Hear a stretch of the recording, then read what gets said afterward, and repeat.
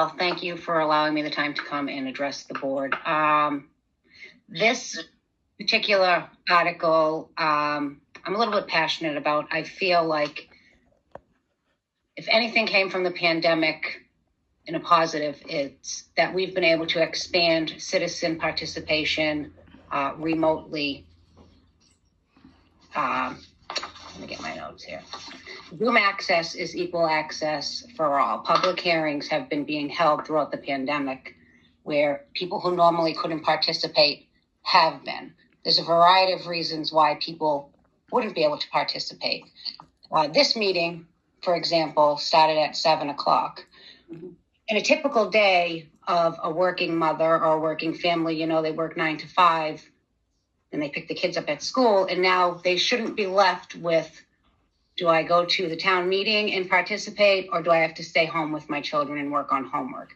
There is a very high elderly and disabled population in the community, and they are being disenfranchised each and every time a meeting takes place that doesn't include remote participation.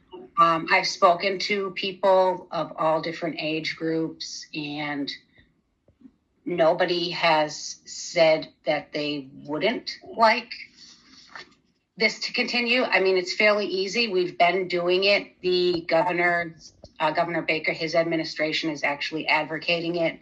The town of Stowe and Framingham, they have already incorporated it in. And I'm working on a spreadsheet and a PowerPoint. I'm going to be forwarding it to each and every one of you on the selectmen.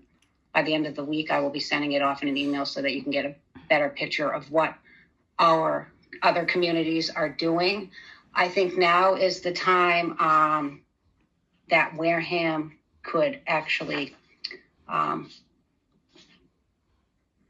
become forward thinking. We need to, let me tell you, the Baker administration is advocating for this to continue, and so is in a lot of legislators across the state.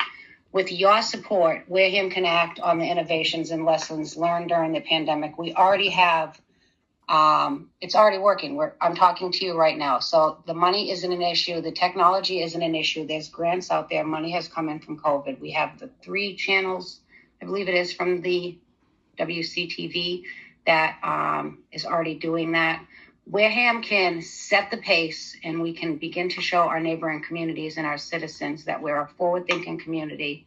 Supporting Article 19 supports not only ongoing government transparency, but it shows that Wareham welcomes public engagement each and every time a meeting takes place. I know, for instance, my uncle, he is a resident of a skilled nursing facility here in town, and he can't just very well get up and come to a meeting if he'd want. My father, he's legally blind. After this meeting, I'm going to go take care of him. And I was sitting here and I'm thinking, well, I hope I get done soon enough so I could go and do what I need to do to put him to bed. But then I was saying, no, I have remote access. I don't really need to worry about the time or readjusting my schedule because I can just bring you guys along with me. I just think that continuing this it's the right thing to do, for so many reasons. Thank you. And you said that you would be sending some additional information to us. I have all kinds of, I just want to put it together properly and send you the certain links to look at, comparing what the other towns are doing. And it's, to me, it's a no-brainer. Okay, thank you very much.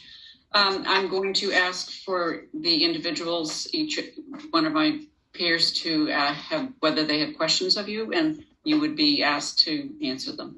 Mr. Muniz, do you have any questions, sir? Yeah, how come you always ask me first every time? Because you're there. So anyhow, I attended the webinar where there was a presentation on hybrid meetings from the towns that Ms. Sandegate referenced.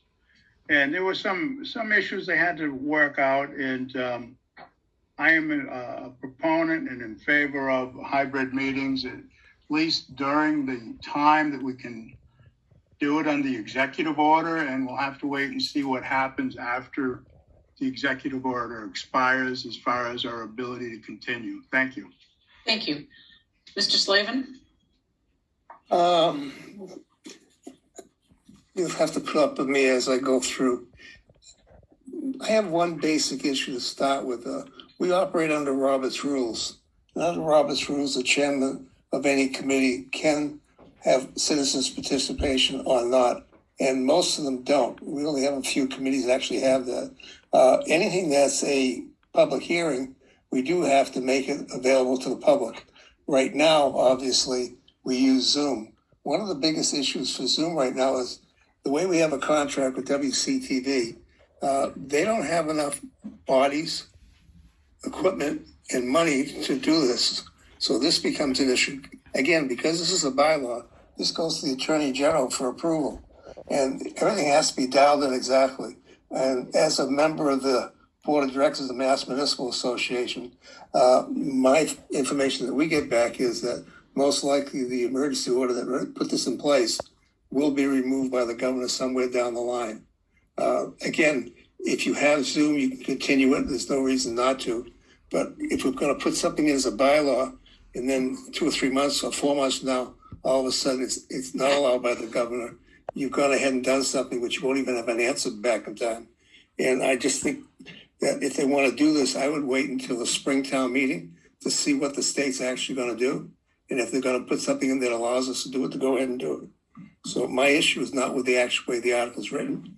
You did mention town meeting, which is not in the article here, thankfully, because town meeting with a Zoom content to a couple towns have tried it. It's not worked out well at all.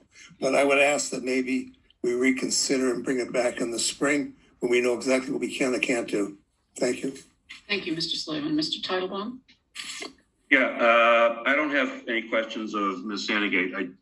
I would ask what town council thinks of this. Both portions of it, I would say, because this is sort of a two-parter. Can you be more specific about what your question is, sir, so that... Well, part of it was the Zoom issue, but also I guess my question is regarding whether boards can exercise a right, a corporate right to protect themselves in matters of litigation, whether the open meeting law controls on this matter. Thank you. Therefore, would the article pass muster? Thank you, Mr. Town Bowen. council's opinion, and I know that predictions are sometimes just exactly that. Mr. Bowen, if you choose to answer. Well, I thought the Red Sox were going to lose in the Wild playoff game, so I predict for it, but Me too. We all did. on a personal level, I find this article very interesting because back about maybe year and a half ago, I wrote a piece of legislation that would have allowed smaller towns to have their town meetings held by Zoom. A town with maybe 1,000 people in it, where you obviously wouldn't have 1,000 people showing up at town meeting, which that could be kind of pricey. But unfortunately, the legislature wasn't willing to go for that. The legislature did look favorably on a piece of law that I helped write that allowed representative town meetings to meet by Zoom. So this is a subject that's very interesting to me. And, I certainly understand the difficulty of citizen participation. We're not like the 1700s anymore. But, I think that were I going to do a Zoom authorization of this type, I probably wouldn't try to do it as a bylaw, and I'll tell you why in a minute. I probably would have tried to do it as a special act. And here's the reason.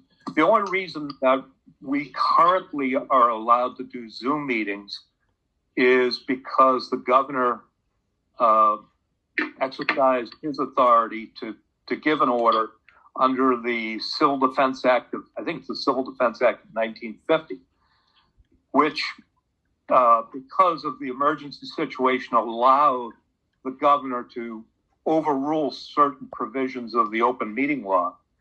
The way it had been in the past was under Chapter 30A, Section 20, and that's the operative section of the open meeting law. it would have been illegal for us to have Zoom meetings because what the law said, with the exception of certain limited remote participation for board members, was that you had to be a majority had to be physically present. So the governor issued this order. The governor, through his act, was letting us do what we're doing. And Selectman Slavin kind of touched on it, which is what happens when the governor's emergency order lapses. Well, I think then we, by law, are required to go back to the old way of doing things. And my real fear here is that once that order lapses, and I couldn't tell you when that's going to happen, this proposal would be against the open meeting law. And so I think the risk here is that if this were approved as a general bylaw, it would go to the Attorney General and be disapproved because there's a pecking order of law as to which takes authority. And state law takes precedence over towns' bylaws. And certainly in the case of the open meeting law, a general bylaw that conflicted with the open meeting law would be found invalid. So I think, had this been a petition for special legislation, you wouldn't have had that problem, because when you have special legislation, you're creating a law that lets you do what you want to do. A general bylaw doesn't do that. So I think that's going to prove to be a real problem with this one. I'd love to see what the other towns are doing, but and I'd look forward to seeing that just for educational reasons. I suspect that what they're doing is probably under the rubric of the governor's declaration rather than anything that tries to create a new law. But, I'd certainly love to see what Ms. Sandegate has. And if I could get copied on that, I'd appreciate it. There's another issue in here that I think that probably also would have been best addressed through special legislation. Part of the open meeting law, chapter 38, section 20, and it's subsection G, deals with the authority of each chairman of a board to regulate the conduct of that board during the course of the meeting. So when you get to the closing paragraph or second to last paragraph regarding comments, if that were a general bylaw, it would conflict with chapter 38, section 20, subsection G. So I think you also run into a problem with the AG on that one. Certainly if this were a petition for special legislation, that's a different matter. But as a general bylaw, I think you're going to have an issue there. So, I certainly understand the reason behind this and have tried to do things like this myself through the legislature. I think that's probably the way that this would have to go in order to have effect. So that's my opinion. Thank you very much. Does that answer your question, Mr. Titlebaum? Yeah, it does. Thank you. Thank you. Mr. Tropiano, do you have any questions or comments, sir? I do not. Thank you. I don't think I have any further questions. Ms. Sandegate, I want to thank you very much for your time this evening and for the efforts that you have put into this. And we will vote at the end of the meeting as to whether we will be recommending this to the town meeting or not. And you're welcome to stay as an attendee, not a participant. Thank you so much. Thank you. Have a good night. You as well. The next article that we would be